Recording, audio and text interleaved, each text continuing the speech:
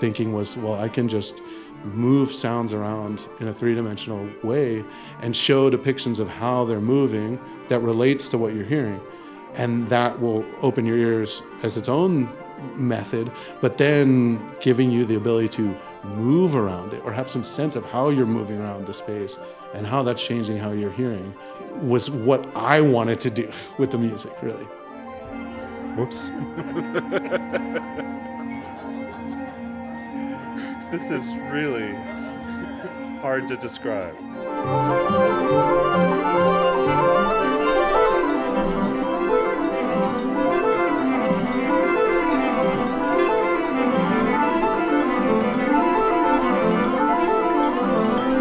You know, in music you have rhythm, you have all sorts of parameters, harmony that you can use as a composer, but if you have a lot of notes all compressed together, it's really good if you can separate them in space.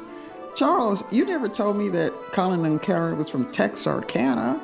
Texas people like those big sounds.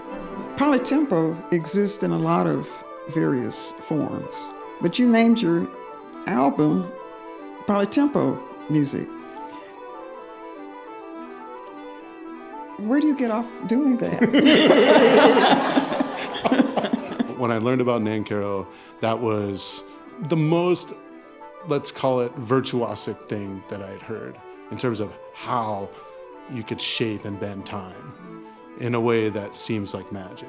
Like, how is this even possible? And, you know, and your ear immediately recognized it as something that it's never heard before, because it hasn't, you know, until you've heard Nankero's music or anything that's bending time like that. There's no other music that does that. If you wanted to bend time such that you have something speeding up while something else slows down, and you wanted to keep track of them in real time, you're doing calculus to understand the relationship. So I think the reason why I named the piece Polytempo music was because that was my goal in going into writing the piece, which is how much can I explore the possibility of bending time in different streams and in different ways. So notice that what I'm doing is I'm moving around this little avatar that shows where I am as the listener. As I get closer to the harp, it gets louder. And what it's doing is it's drawing a waveform trail that it's leaving as it moves around this 3D space. Now notice as I get closer to some instruments, not only do you hear it louder, but you see the trails thicker and more prominently because they're responding to your position. I have another example that I want to show how the animations are correlated with this polytempo structure of the music. There are essentially two different tempo streams. One of them that's moving at a faster rate, and the other one that's moving at a slower rate. Over time, they combine to be a single tempo. So the faster one slows down, the slower one speeds up. And the way the animations are choreographed is all of the faster moving instruments are in an array of circles on the top of the stage, and all the slower moving instruments are on the bottom of the stage. So what I'm going to do is move the listener to the top of the stage and to the bottom of the stage so that you can really hear these different tempo relationships.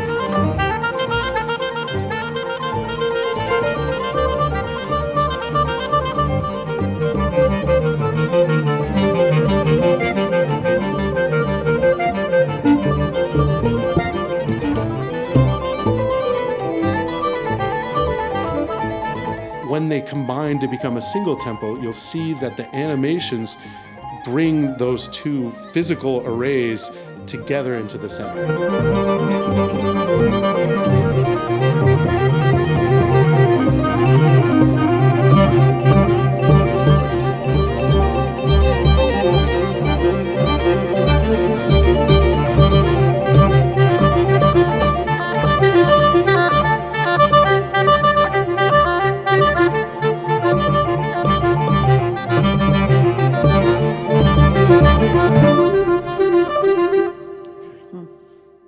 That was good. You like that one, huh?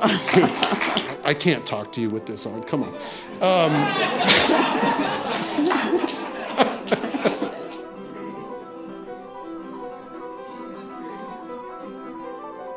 Yeah, just maybe someone would raise their hand and they want to make a request as to pick a movement and any combination of instruments.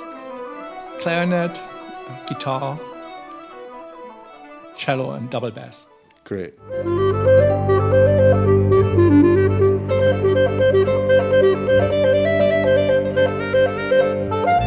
An oboe, please.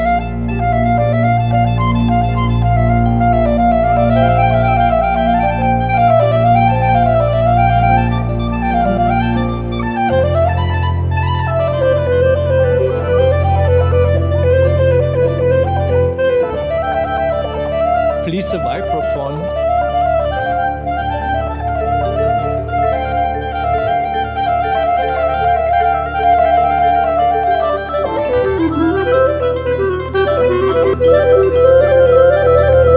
Hello.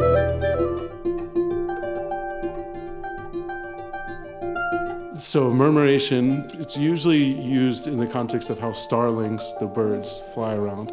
To me, the types of patterns that are made is sort of a metaphor for something aesthetically that music can aspire towards.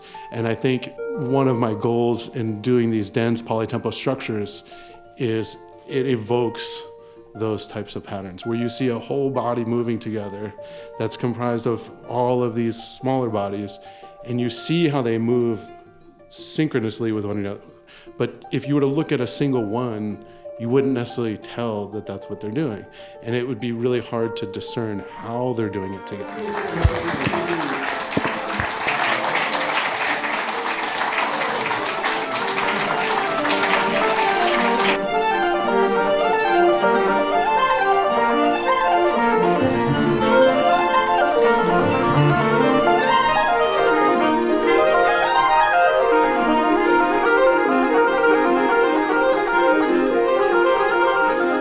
I think that there's something important to making personal experiences. Not that that's what we ought to spend all or even most of our time doing, but if we are going to have personal experiences, it's nice to have them be really meaningful and immersive.